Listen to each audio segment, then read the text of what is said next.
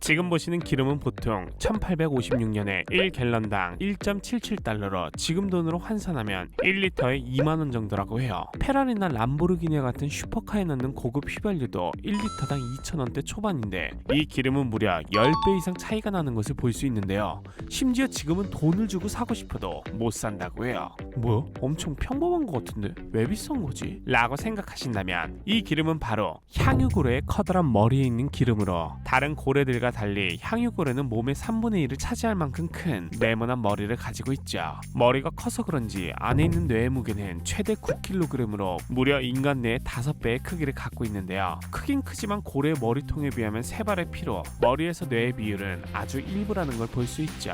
거의 대부분은 뇌가 아닌 다른 것으로 가득 차 있는데요. 위에 커다란 부분은 경납조직, 그 아래는 멜론기관이라고 부른다고 해요.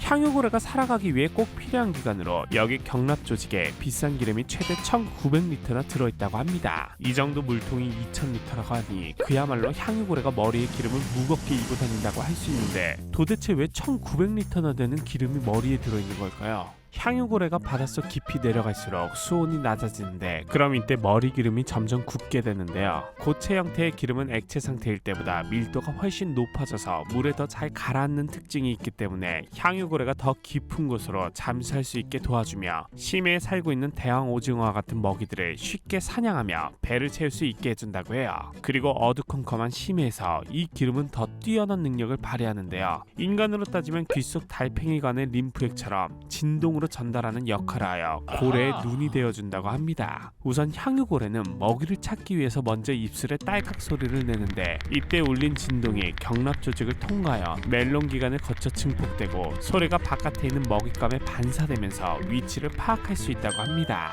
이 경납기관은 고래가 먹이를 효율적으로 잘 찾을 수 있게 도와주며 자신들끼리 소통하는 수단으로도 잘 사용된다고 해요. 이렇게 고래의 몸 안에서도 다양한 역할을 수행하는 기름이 사람들의 손에 들어가면서 다른 용도로 쓰이게 되는데요. 이 기름이 한참 많이 쓰였던 시기는 산업화 초기로 기계들을 작동시키기 위해서 윤활유가 많이 필요했고 주로 식물이나 동물에서 추출한 오일을 사용했는데 효율이 그다지 좋지 않았다고 해요. 그런데 이때 사람들은 향유고래의 기름이 생각났죠. 과거 선원들은 향유고래를 죽인 후 쓸만한 부위를 가져간 후 머리 옆면에 사람이 들어갈 수 있을 정도로 크게 구멍을 뚫고 양동이로 기름을 퍼내면 엄청난 양의 기름이 나왔다는 사실을 알고 있었는데요. 이 기계의 향유고래 기름을 사용해보니 다른 고래 기름보다 냄새도 없고 품질이 좋다는 것을 확인하고 나서는 향유고래 기름이 윤활유로 딱이네 라고 널리 사용되었다고 해요. 그리고 공장뿐만 아니라 집에서 쓰는 양초도 그 인기에 한몫했는데요. 동물성 기름으로 만들었던 양초는 연기가 많이 났고 불쾌한 냄새가 났는데 향유고래 경락 기름으로 만들어보니 냄새도 없고 다른 조명과는 비교도 안 되게 희고 밝았던 것이죠. 그름도 적고 더운 날에는 쉽게 녹지 않고 오래오래 타오르기까지 하니 많은 사람들이 이 향유고래의 기름에 열광했다고 합니다. 이렇게 고래의 기름을 원하는 곳이 많아지면서 사람들은 마구잡이로 고래를 사냥했다고 해요.